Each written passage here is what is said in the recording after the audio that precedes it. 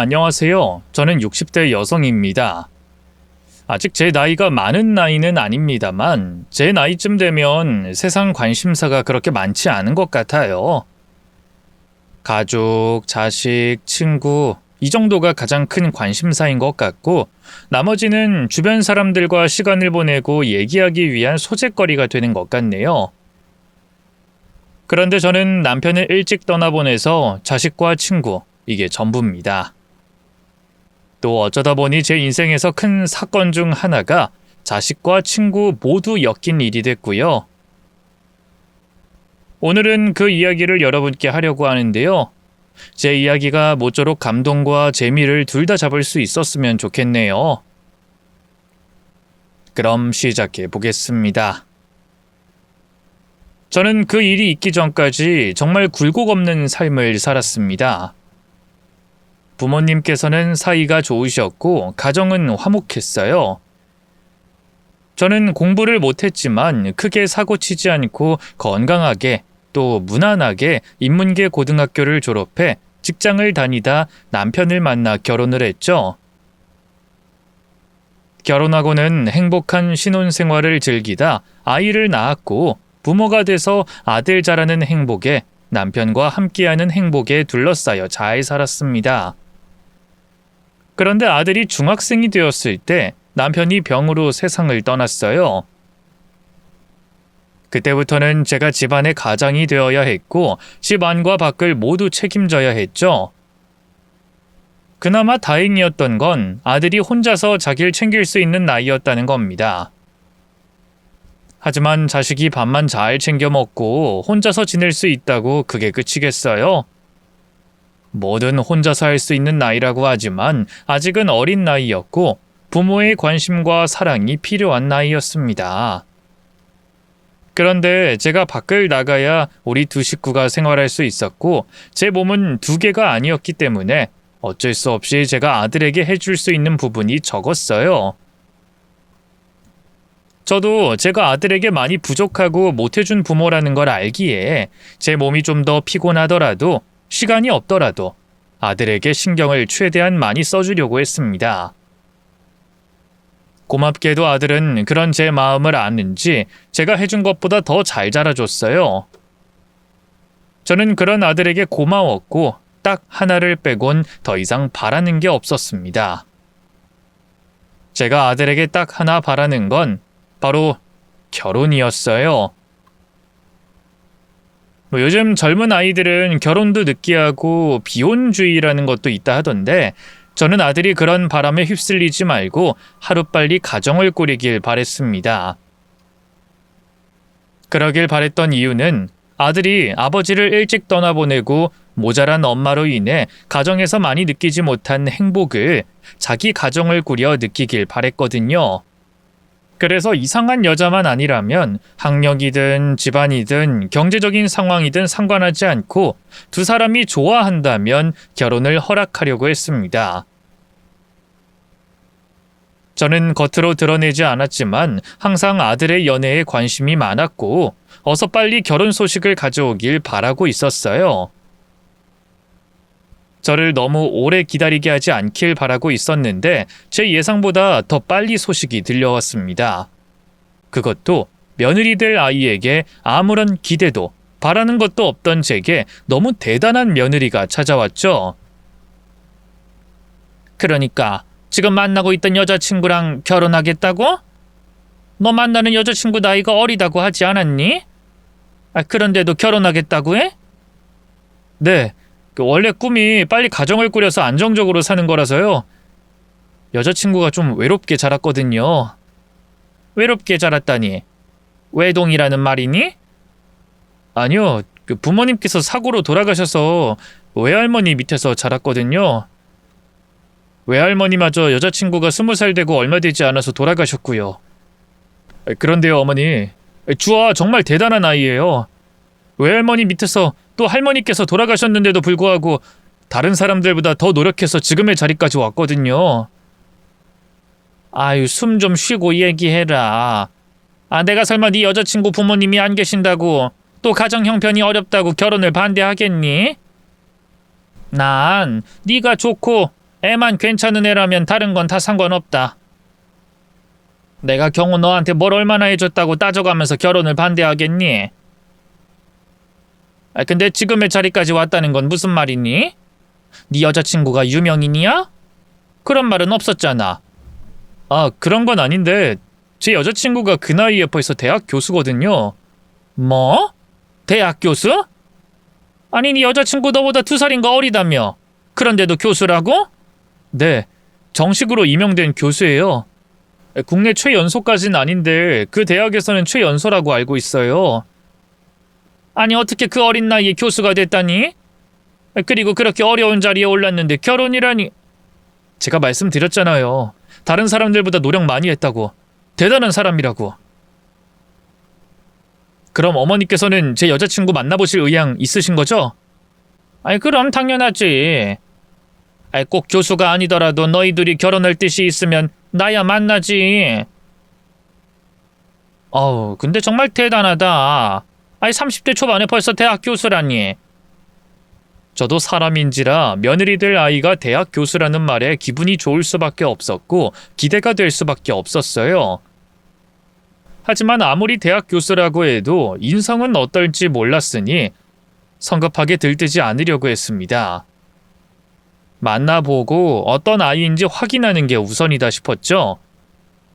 그런데 마치 그럴 필요가 없다는 듯 처음 만나게 된 며느리는 세상 좋은 아이였습니다. 순하고 예의 바르고 착했어요. 그리고 무엇보다 거짓이 없어 보였습니다. 처음 만난 시어머니들 사람에게 잘 보이려고 거짓말하는 애가 아니었죠. 실은 제가 외할머니 밑에서 챙김을 받기만 하고 그 은혜 갚으려고 공부만 하느라 나이는 30이 됐지만 집안일이나 요리하는 데는 많이 서툴고 모자랍니다. 아니, 아는 게 없습니다. 하지만 이제 오빠와 결혼해서 아내가 된다면 바깥일 때문에 아내로서의 일을 소홀히 할 생각은 없어요. 그래서 어머님 옆에서 요리나 집안일을 배우고 싶어요. 결혼 전에 준비가 다 되어 있어야 했는데 제가 보고 배울 곳이 없어서요. 죄송합니다. 그게 왜 나한테 죄송할 일이에요. 공부를 그만큼 해서 대학 교수가 됐으면 당연히 집안일이나 요리는 못할 수도 있는 거지. 그리고 내가 경호에게서 얘기 다 들었어요. 어떤 상황이었는지 다 알고 난 그런 거 개의치 않으니까 죄송하다는 말 하지 마요. 집안일이야 배우면 좋겠지만 요즘 같은 시대에 못한다고 문제되는 것도 아니고 덜 바쁜 사람이 챙길 수도 있는 거지. 나는 두 사람이 변하지 않고 사랑하길 바라고 아가씨에게 의지할 부모님이나 다른 친인척이 없다고 하니까 날 친부모님이다, 외할머니다 생각하고 의지했으면 좋겠어요. 어머님, 정말 감사합니다. 사실 제 배경 때문에 오면서도 걱정이 많았는데 어머님께서 그렇게 말씀해 주시니 너무 감사드려요. 저 정말 잘할게요. 며느리가 자신의 부족한 부분은 인정하고 채워가겠다며 노력하려는 모습을 보니 좋은 아이일 거라고 믿음이 갔습니다. 그 뒤로 며느리와 만나며 보게 된 모습은 제 믿음을 더해줬고요. 근데 사실 좀 불안한 면도 없지 않아 있었어요. 어린 나이 대학 교수가 된 며느리에 대해서 검색을 해보려고 했는데 기사가 없더라고요. 물론 검색을 해보니 더 어린 나이에 교수가 된 사람들이 있긴 했었습니다만 그래도 며느리에 대한 기사 한 줄 없는 게 이상하기만 했죠. 저는 혹시나 싶어 아들과 예비 며느리에게 말하지 않고 직접 확인하기 위해 며느리가 교수로 있다는 대학에 가게 됐어요. 그런데 대학이 넓기도 넓고 강의 시간도 알 수가 없으니 며느리 얼굴 보기가 쉽지 않더라고요. 그렇다고 아직 아들과 결혼도 하지 않은 예비 며느리를 제 며느리라 말하며 학교를 다닐 수도 없었으니 그날은 며느리가 그 대학 교수라는 것만 확인하고 나왔습니다. 그리고 그렇게 뒤에서 몰래 하지 말고 약속을 잡고 며느리를 만나는 게 낫겠다고 생각했죠. 다행히 며느리는 제게 캠퍼스 구경을 시켜주겠다고 했어요. 그날 며느리가 그 대학 교수가 확실하다는 확인도 했죠. 처음 확인할 수 있었던 건 며느리가 교수로 있는 학과의 제자들이었습니다. 며느리와 함께 캠퍼스 이곳저곳을 돌아다니는데 인사를 꼬박 하더라고요. 그리고 며느리는 자기 제자들에게 제가 시어머니 될 뿐이라고 소개해줬고요. 그 다음으로는 며느리 이름이 적혀있는 방에 들어갔었던 일이었습니다. 학교를 떠나기 전 가방을 챙기러 갔다 들어간 방이었는데 며느리 이름이 적힌 걸 보고 제가 괜한 의심을 했구나 싶었어요. 그 뒤로 저는 며느리가 대학 교수라는데 조금도 의심하지 않았고 두 아이의 결혼식을 돕기 위해 발벗고 나섰죠. 사돈들께서 안 계시기도 했고 저도 이것저것 따지고 재는 사람이 아니라 두 아이의 결혼식 준비는 빠르게 준비됐습니다. 예비 며느리가 제게 인사를 하고 얼마 되지 않아 결혼식 준비가 다 됐죠. 그리고 마침 동창회가 다가오고 있어 친구들에게 결혼식을 알릴 청첩장을 가지고 갔습니다. 동창회야 반가운 얼굴을 보는 자리라 항상 기대되었지만 이번엔 더 기대될 수밖에 없었어요. 친구들에게 아들의 결혼 소식을 알릴 수 있었으니까요. 자식을 키우고 시집 장가 보내신 부모님들은 아시겠지만 이 사람들 앞에서 내 자식의 결혼을 알린다는 건 결혼 축하를 받는 것뿐만 아니라 그동안 내가 자식을 잘 키웠다는 걸 인정받고 축하받는 자리이기도 합니다. 그런데 제가 아들을 잘 키우기도 했고 그 어린 나이 교수가 된 며느리를 드리게 됐으니 친구들에게 얼마나 인정받고 부러움을 사겠어요. 저는 기대에 잔뜩 부푼 마음으로 동창회에 참석하게 됐죠. 제가 도착하니 저와 연락하고 지내던 친한 친구들이 이미 제 아들 결혼식에 관련해서 얘기하고 있었어요. 저는 도착하자마자 친구들에게 축하를 받기 시작했죠. 아무래도 우리 나이가 되면 서로의 자식들 일이 가장 큰 대화 소재거리가 됐으니 꽤 오랫동안 친구들과 아들에 대해서, 며느리에 대해서 얘기하게 됐습니다. 저도 자제하려고 했지만 이때 아니면 또 언제 자랑을 하나 싶어서 아들과 며느리 자랑을 좀 했죠. 예비 며느리 사진도 보여주고 얼마나 똑똑한 아이인지 알려줬어요. 그러다 시간이 지나면서 자연스럽게 다른 주제로 대화가 돌아갔고 저도 친구들과 재밌게 시간을 보내고 있었죠. 그런데 그때 누군가가 화장실을 가던 제 팔목을 붙잡았습니다. 너무 덥석 붙잡길래 놀라서 저를 잡은 사람을 쳐다보니 친구 희애였어요. 다른 친구도 아닌 희애가 제 팔목을 잡은 것도 놀랐는데 그 희애 입에서 나온 말이 저를 더 놀라게 했습니다. 희애? 희애야, 오랜만이다. 아니, 내가 오자마자 정신이 없어서 인사도 못했네. 그동안 잘 지냈니? 너 잠깐만 이리로 와봐. 내가 확인할 게 있어서 그러니까. 뭐? 왜 이래? 무슨 일인데 여기서 얘기를 하자는 거야? 우리 둘 이야기면 이러지 말고 동창회 끝나고 따로 얘기하자. 아니면 잠깐 나가서라도 얘기하던가. 나도 너랑 하고 싶은 얘기가 네 며느리 된다는 애 걔 사진 좀 다시 보자. 뭐? 우리 며느리? 그래, 뭐 상관없긴 한데. 네가 나보다 우리 며느리한테 관심이 많았구나. 자, 여기. 얘가 우리 며느리 될 애야. 얘, 너 지금 당장 이 결혼 물러. 경호한테 전화해서 결혼 준비하던 거 당장 멈추라고 해. 얼른. 희애야, 너 왜 그래? 아니, 결혼을 취소하라니. 너 정말 왜 그러는 거니? 너 예전 일 때문에 그런 거라면 그건 정말 오해. 현수가, 얘가 뭐라고? 교수? 너 확인해보고 말하는 거니? 너도 그렇고 경호도 그렇고 얘가 하는 말 고지고대로 믿은 거야? 너 지금 얘한테 속은 거야. 니네 가족 싹 다 얘한테 사기당했어. 희애야, 너 말 조심해. 네가 나한테 어떤 감정을 가지고 있는지 알겠는데 그래도 이건 아니지. 이제 막 가정을 꾸려서 행복한 삶을 시작하려는 애한테 그런 악담을 하니? 너 이러면 안 돼. 내가 누구보다 네 사정 잘 알지만 네가 이렇게 나오면 나도 더는 못 참아. 나도 내 아들 건들면 못 참는다고. 희애는 우리 가족이 며느리에게 속고 있다고 사기를 당한 거라며 말도 안 되는 소리를 했습니다. 희애가 아닌 다른 친구가 그렇게 말했더라도 당연히 기분이 나빴을 거예요. 곧 결혼을 앞둔 우리 아들에 대해서, 며느리에 대해서 악담하는데 어떻게 기분이 좋을 수 있겠습니까? 하지만 그렇더라도 화부터 내지 않고 왜 그런 말을 하는지 물어봤을 거예요. 그런데 그 말을 해오는 친구가 희애라서 이유를 물어볼 생각도, 그 친구가 왜 그런 행동을 하는지도 묻지 않았어요. 내 아들의 결혼을 망치려고 일부러 이러는 거라고 생각했습니다. 그럴 만한 이유가 있었거든요. 다들 예상하시는 것과 다르게 사실 저와 희애는 몇 년 전까지만 해도 둘도 없는 단짝 친구였습니다. 중학교 때 만나 중고등학교 학창시절 6년 중 4년 동안 같은 반이 되었을 정도로 가깝게 지낼 수밖에 없는 환경이었어요. 거기다 마음도 잘 맞아 서로를 처음 만난 중학교 1학년 때부터 단짝 친구로 지냈죠. 우리는 고등학교를 졸업하고 각자 서로의 삶을 살아가면서도 계속 단짝 친구로 남아 있었습니다.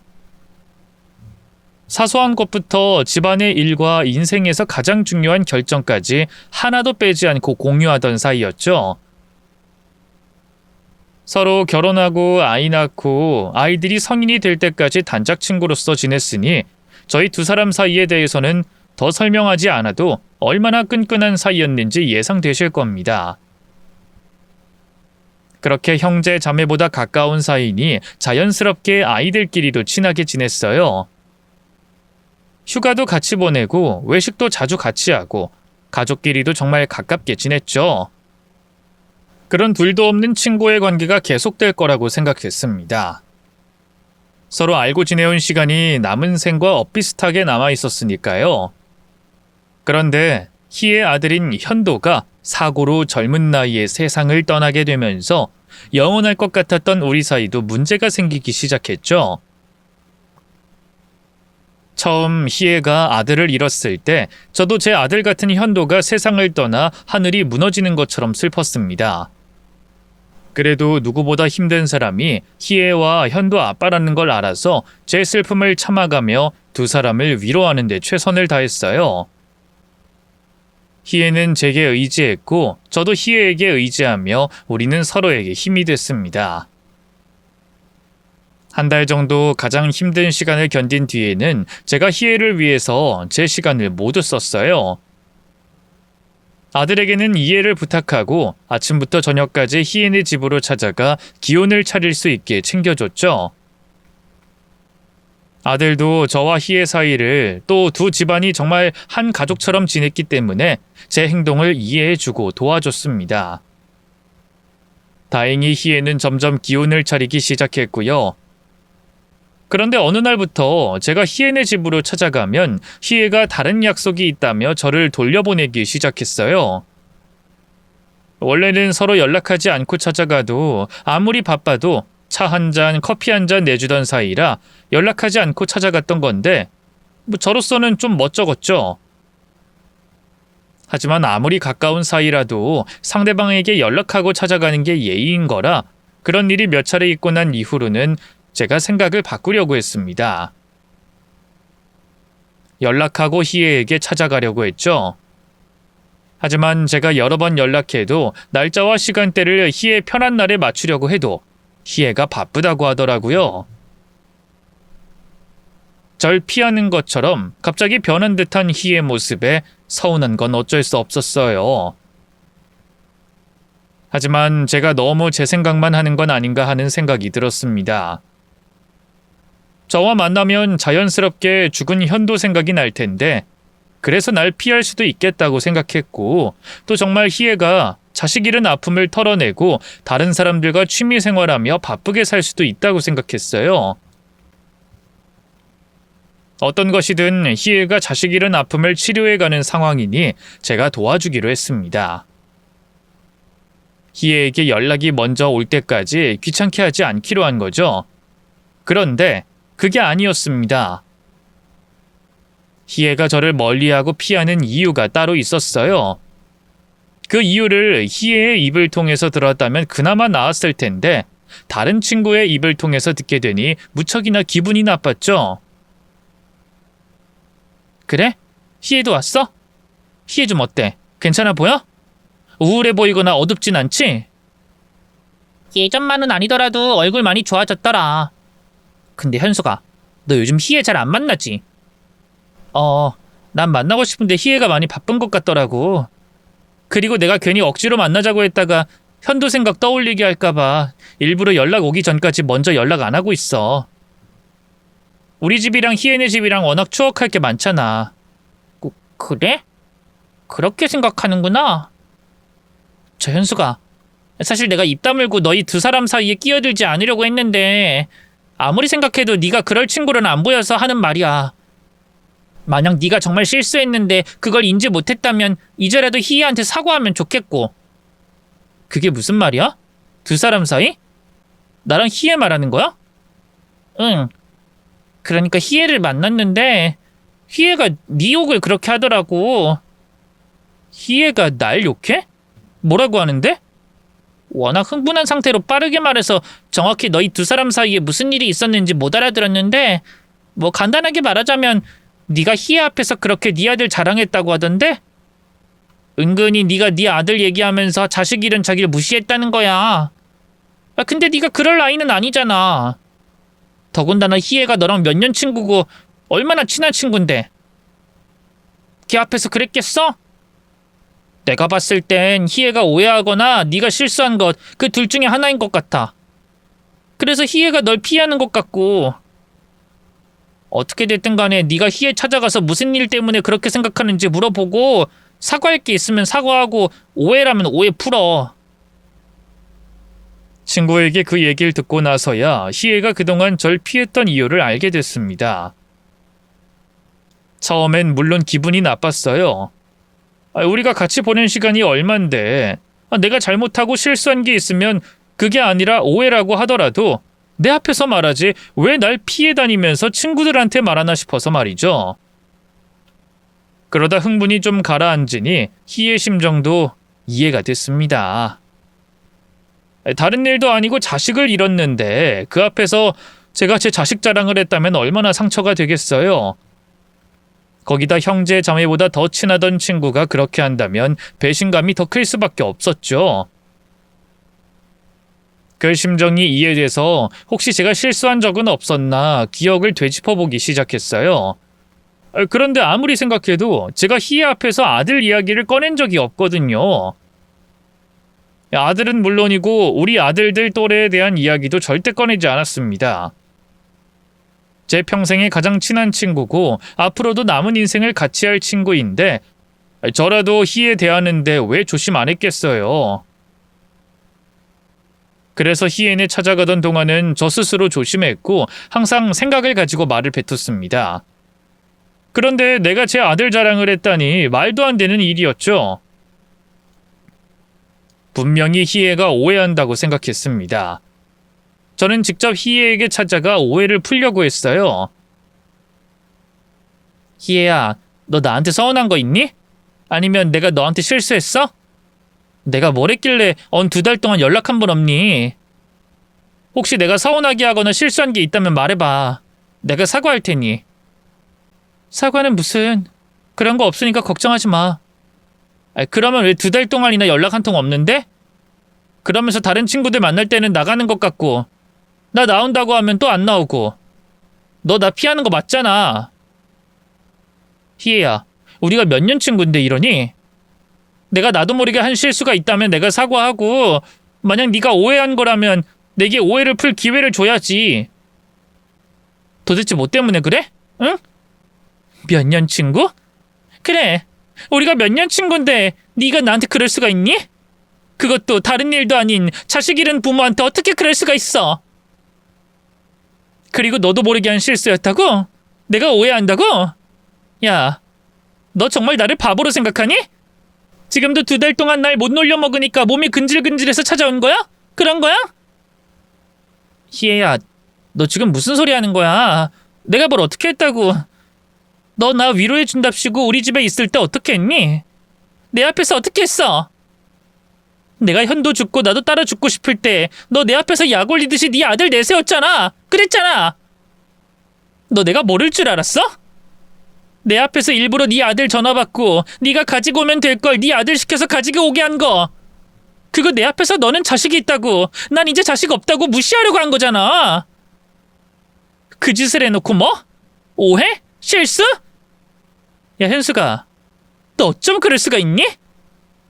네 말대로 우리가 언제부터 친군데 거기다 같은 엄마인데 그럴 수가 있냐고. 희애야, 너 지금 무슨 말 하는 거야? 내가 일부러 경호 전화를 받았다니, 경호를 불렀다니. 아니야, 그런 거 아니야. 내가 너한테 신경 쓰고 있으니까 문자 온 걸 확인 못해서 경호가 전화한 거고, 그 전화도 네 눈치가 보여서 문자로 답장하겠다고 바로 끊었어. 그건 너도 들었을 거 아니야. 그리고 내가 너를 두고 집에 왔다 갔다 할 수 없으니까, 또 경호가 집에 있었으니까 내가 놓고 온 것 좀 가져다 달라고 한 거지. 내가 왜 너한테 그런 짓을 하겠어?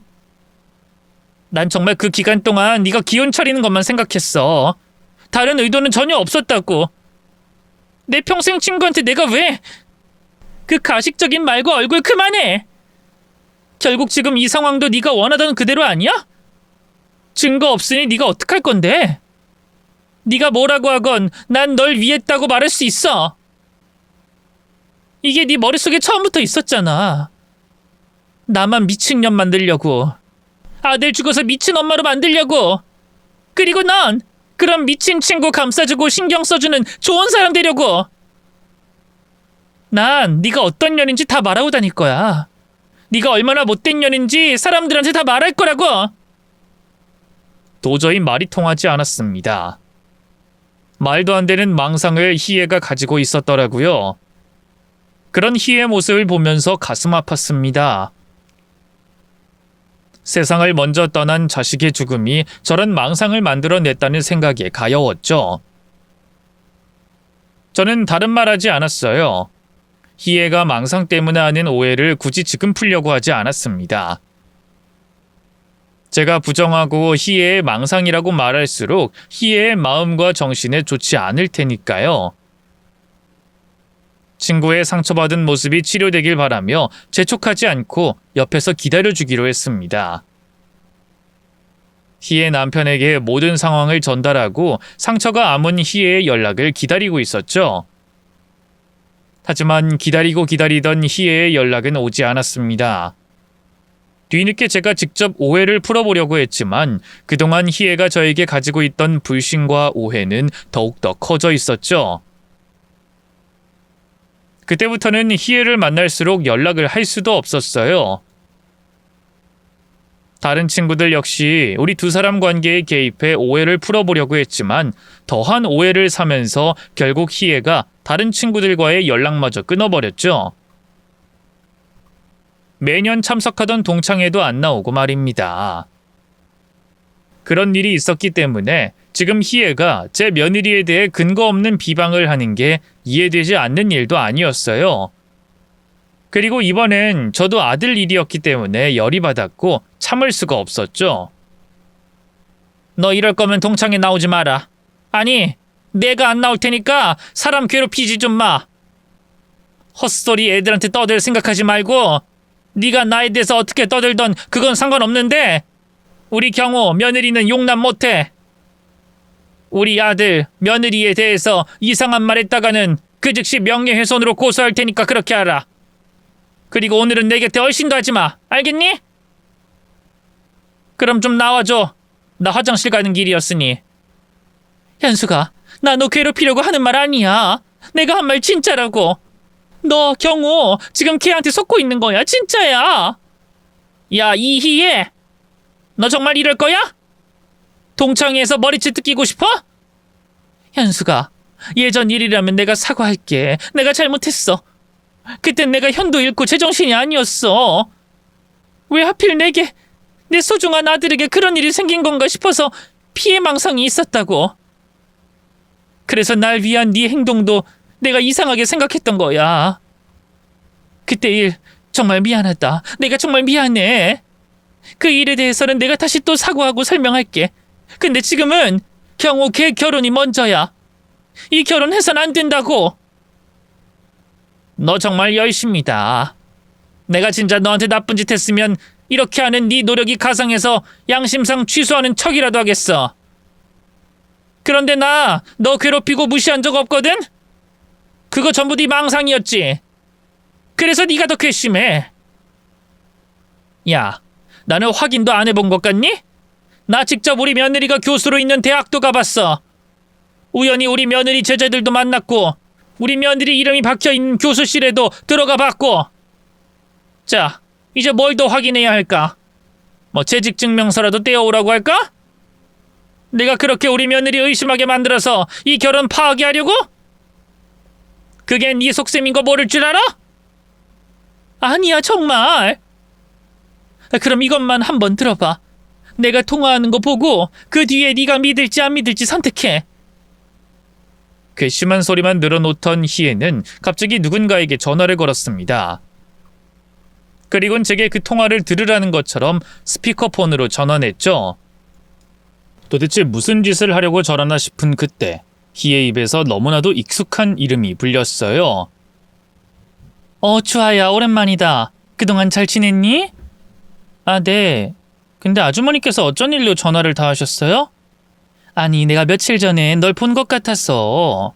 네가 웨딩드레스 대여하는 곳에서 남자친구로 보이는 사람이랑 같이 나오더라고. 그래서 혹시 너 결혼하나 궁금해서 전화했어. 너 결혼하니? 아, 네, 죄송해요. 연락을 드려야 했는데 제가 바빠서.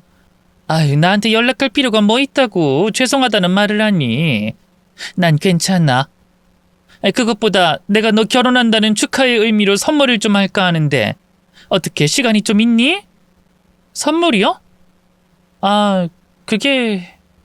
내가 사정이 있어서 몇 년간은 연락을 못했다만 내가 너랑 보통 인연도 아니고 새로운 출발 앞둔 너에게 꼭 선물하고 싶어서 그래. 네, 그럼 뭐 그렇게 할게요. 그런데 저 아주머니, 혹시나 싶어서 드리는 말씀인데 제 결혼식엔 아주머니를 못 부를 것 같아요.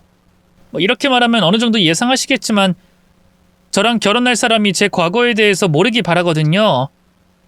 그래서 제가 과거에 대해서 말하지 않았고요. 그래도 괜찮으실까요? 그럼 네가 싫다면 나도 어쩔 수 없지. 나도 딱히 그런 걸 바라는 것도 아니고. 그럼 네가 괜찮을 때 정해서 나한테 문자 보내줘. 알겠지? 네, 알겠습니다. 그래, 그럼 조만간 보자. 얘 현수가, 너 들었니? 방금 내가 통화한 내 목소리 들었어? 네 며느리 될 내 목소리잖아. 내가 지금 전화한 애가 주아야. 이주아. 네 며느리가 될래. 그런데 얘 네가 아는 것처럼 교수일 수 있는 애가 아니야. 내가 얘를 너보다 더 훨씬 전부터 알았으니까.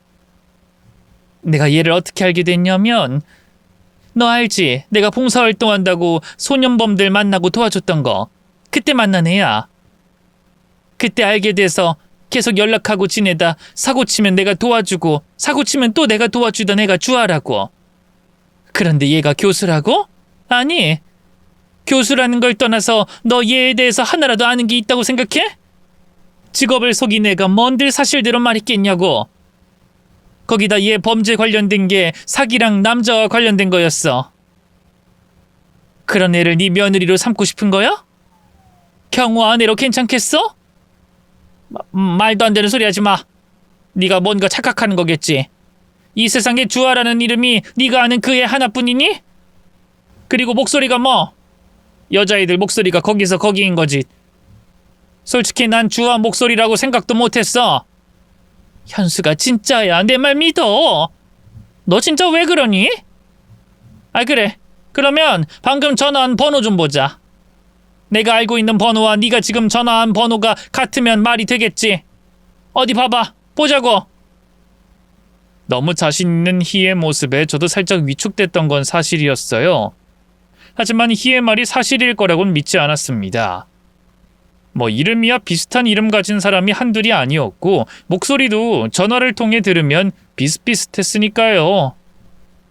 그래서 제가 휴대폰 번호를 확인하자고 했어요. 희애가 그것까지는 준비를 못했을 것 같아서 말이죠.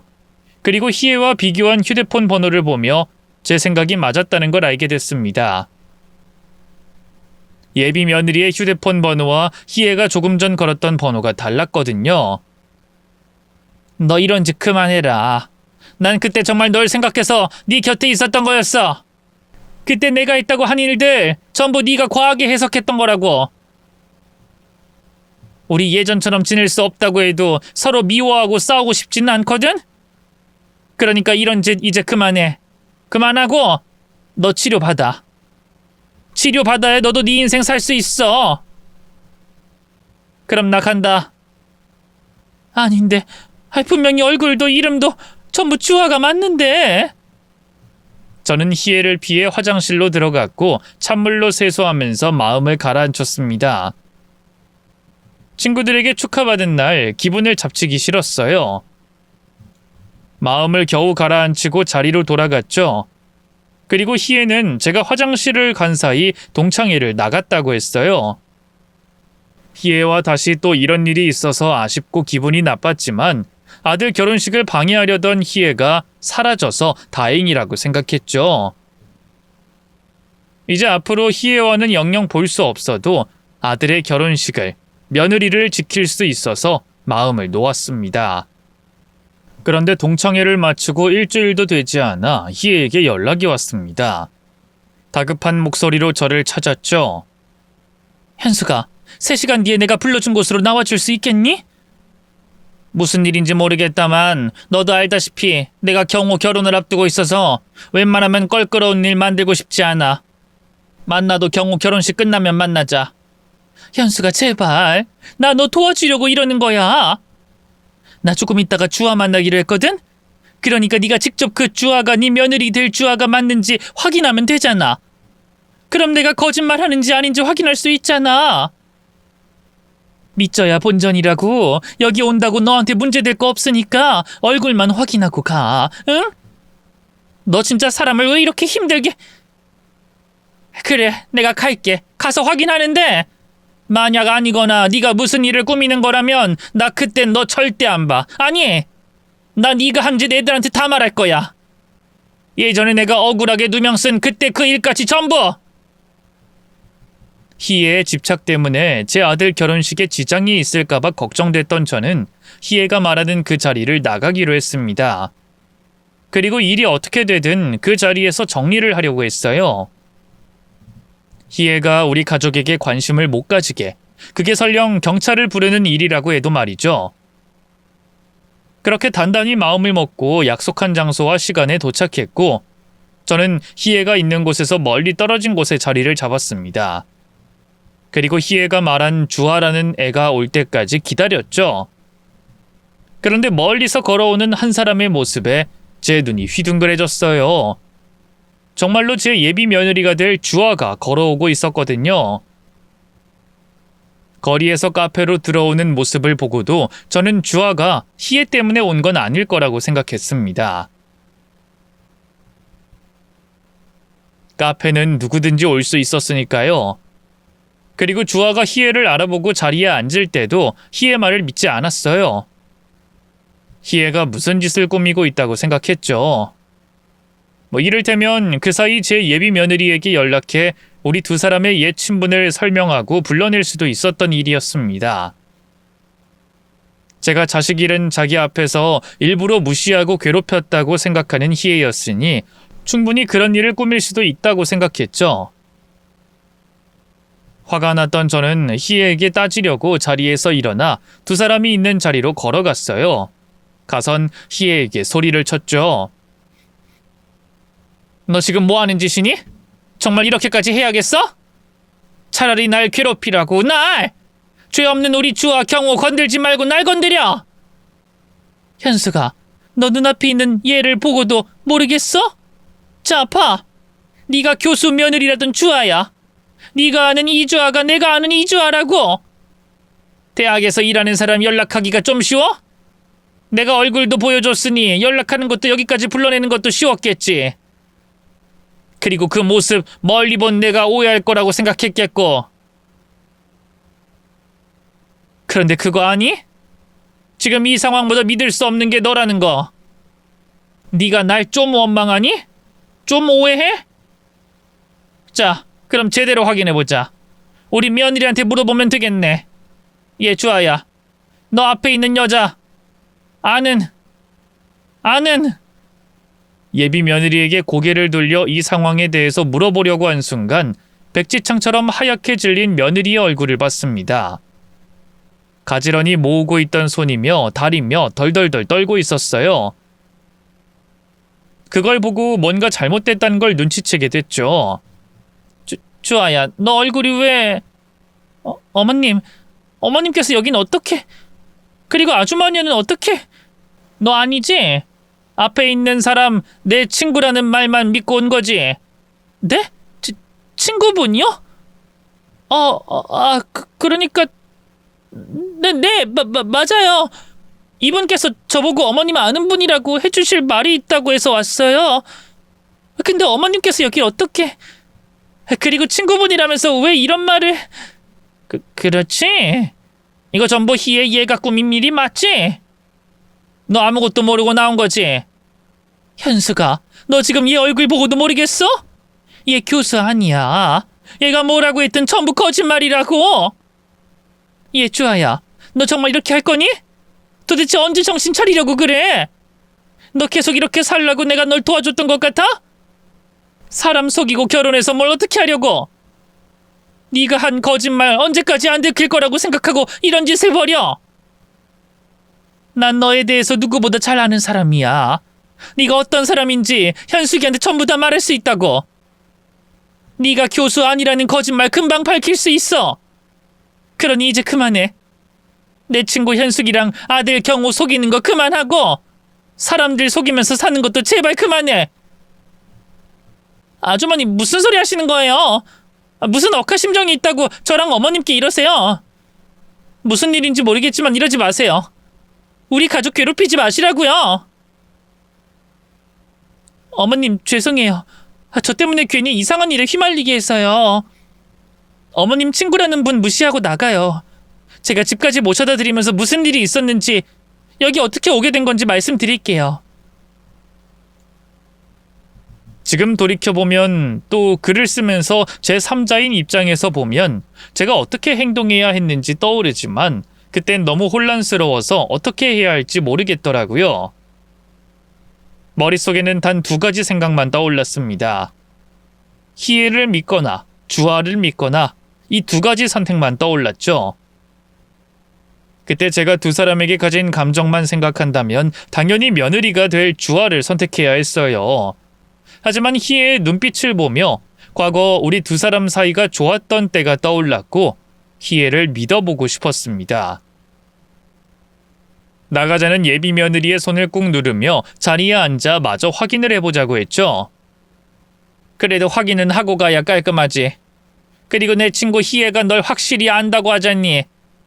그러니 널 어떤 아이로 알고 있는지 들어보자. 어머님, 이분 뭔가 좀 이상해요. 그런 분의 이야기를 듣다니 이분이 어떤 목적이 있는 줄 알고. 주아야, 너 정말 너무하다. 그래도 내가 한때는 널 유일하게 이 세상으로부터 보호해주던 사람인데 내가 설마 이런 것까지 꺼내게 될 줄은 몰랐는데 네가 이렇게 계속 날 거짓말쟁이로 몰아가니까 어쩔 수 없구나. 현수가, 이건 내가 예전에 쓰던 휴대폰들이야. 너 기억하지? 내가 전에 쓰던 폰들. 거기에 주아 관련해서 주아랑 나눴던 문자, 청소년 쉼터 선생님과 주아에 대해서 나눴던 문자, 또 주아가 가해자인 범죄 피해자들과 나눈 문자까지 다 있으니 확인해봐. 사진 같은 게 있으면 바로 확인할 수 있을 텐데 주아 얘가 워낙 자기 흔적 남기길 싫어해서 없네. 우선 내 폰 확인하고 내일 대학 가서 교수가 맞는지 다시 한번 확인해봐. 그리고 전과 조회는 수사기관이 아니면 일반인들은 조회가 불가능하다고 하니까 경찰서 가서 범죄 수사 경력 조회 신청이라는 걸 해봐. 그거 하면 어느 정도 확인할 수 있다고 하니까. 만약 우리 앞에 있는 주아가 정말 교수라면 경찰서를 들락거릴 일이 뭐가 있었겠어. 이 어린 나이에 교수가 되는데 경찰서를 갈 시간이 어디 있겠냐고. 희애는 지금 이 순간을 단단히 준비한 것처럼 제게 예비 며느리의 전과를 확인할 수 있는 방법까지 알려줬어요. 하지만 그럴 필요가 없었습니다. 막다른 길에 몰렸다는 걸 알게 된 예비 며느리가 본색을 드러냈거든요. 아, 진짜. 그냥 가만히 모른 척하고 있으면 덧나요? 그렇게 나 생각해주는 것처럼 해주더니 내가 평범하게 살려고 하니까 그걸 또 막아요? 나 결혼하고 정말 나쁜 짓 안 하고 살려고 했는데 아줌마는 아줌마 자식 일도 아닌데 왜 이러는 건데요? 보아하니까 두 사람 사이가 좋은 것도 아닌 것 같은데 도대체 왜? 어머님도 마찬가지예요. 만약에 아줌마가 거짓말한 거면 어쩌려고 그랬어요? 어쩌려고 며느리 말보다 친구 말을 믿어요? 그래요. 저 오빠 만나기 전까지 경찰서도 교도소도 왔다 갔다 하면서 살았어요. 살았는데 이제 정말 오빠 아내가 돼서 내조 잘하고 아이 잘 키우고 시부모님께 잘하면서 살려고 했다고요. 근데 어머님이 절 여기 앉히는 바람에 모든 게 다 망가졌어요. 두 사람 때문에 내가 마음 고쳐먹은 게 전부 물거품이 됐다고요.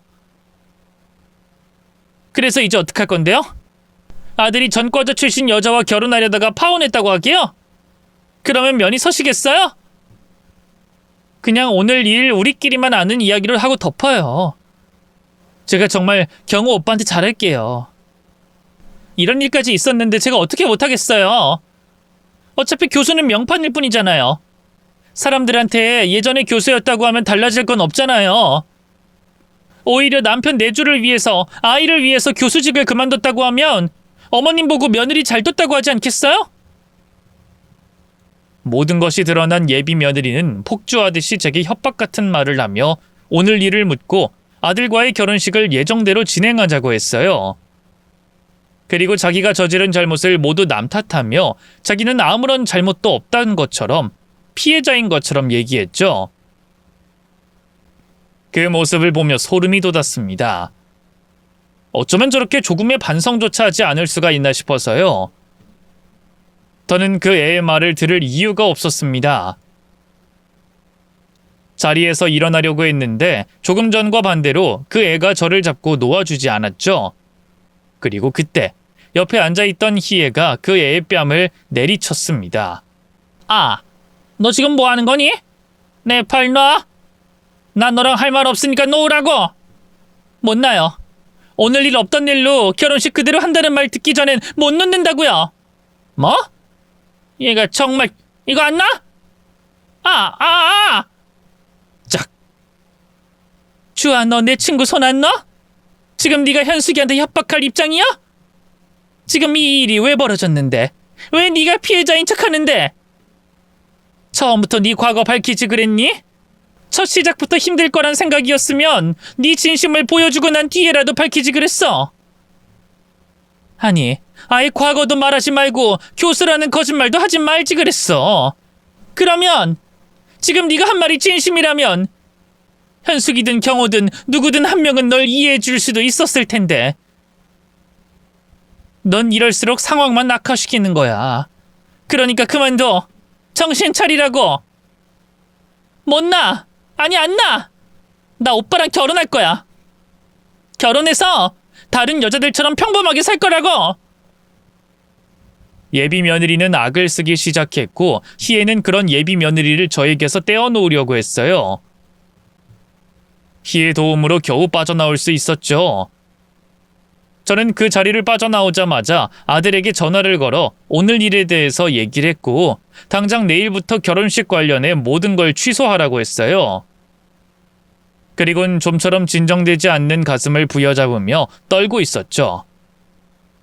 그때 제 손을 잡아주며 제가 진정할 수 있게 도와줬던 사람이 이번에도 희애였습니다. 희애 덕분에 가슴을 쓸어내릴 수 있었던 저는 미안하고 고맙다는 말을 전했어요. 미안하다. 네가 한 말을 안 믿어줘서.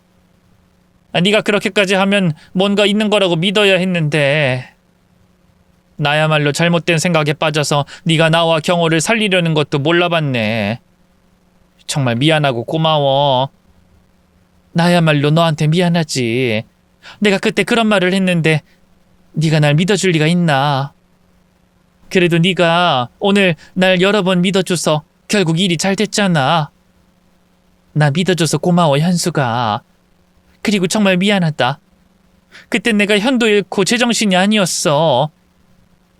네가 그럴 아이가 아닌데 절대 그런 짓 하지 않았을 텐데 그땐 이 세상 전부가 날 괴롭히는 것만 같아서 너한테 그런 상처되는 말을 했어. 내가 이렇게 무릎 꿇고 사과할게. 내 사과가 너무 늦었어. 아니야, 괜찮아. 오히려 내가 생각이 짧았다. 너 위로할 때 내가 조금 더 조심했어야 했는데. 근데 지금은 괜찮은 거니? 언제 좋아진 거야? 그럼 나한테 먼저 연락하지 그랬어.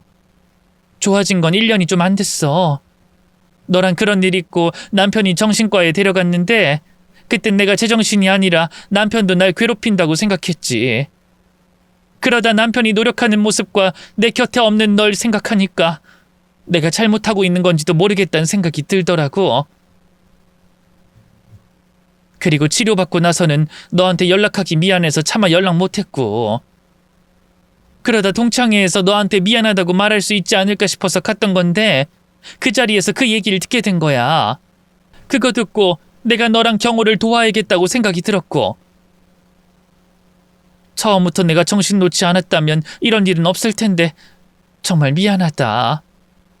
예전 일도 이번 일도. 예전 일은 나 너 이해하려고 했어. 네가 다시 연락해주길 기다렸다고. 이제 오해 다 풀었고 우리 서로의 마음도 알게 됐으니까 다시 예전처럼 지내자. 그날 저는 아들이 사기 결혼을 당할 수도 있었던 일을 희애 덕분에 막을 수 있었고 제 인생에서 가장 친하고 소중한 친구를 다시 얻을 수 있었습니다. 그리고 지금도 희애와는 둘도 없는 친구 사이로 잘 지내고 있어요. 아들과 저를 속이려고 했고 반성의 기미조차 보이지 않았던 아이에게는 결혼식을 준비하며 생겼던 금전적인 피해를 가지고 사기죄로 고소했고요. 그 과정에서 사람을 고용해 대학교 제자인 척하고 무단으로 비어있던 동명이인의 대학 교수방을 사용했다는 걸 알게 됐어요. 그러니까 진짜 이주아라는 대학 교수님이 있었지만 제가 예비 며느리라고 생각했던 이주아는 아니었던 거죠. 그걸 이용해서 그 아이는 사기를 쳤던 거고요. 전화는 2개를 사용하고 있어서 번호가 달랐던 겁니다. 그렇게 시끄러운 일을 겪었지만 친구의 도움으로 무사히 잘 마무리할 수 있었습니다. 그걸로 저는 만족하고 있어요. 지금은 아들도 그때 받았던 충격과 상처를 잘 이겨내고 다시 새로운 인연을 만나고 있고, 저는 어쩌면 관계를 회복하는 데 더 오래 걸렸을 친구와 서로의 마음을 빠르게 다시 확인할 수 있었으니까요. 또 돌다리도 두들겨보고 건너라는 말처럼 여러 번 확인해서 나쁠 건 없다는 교훈도 얻었으니 큰 일을 겪었지만 저는 괜찮습니다. 앞으로 저와 제 아들은 같은 일을 2번 다시 당하지 않을 거고 저는 지금처럼 제 영원한 친구 희애와 잘 지낼 테니까요. 제 얘기가 여러분께 재미있었길 바라면서 이야기를 다 마친 저는 들어가 보겠습니다. 사연 읽어주셔서 감사합니다. 안녕히 계세요.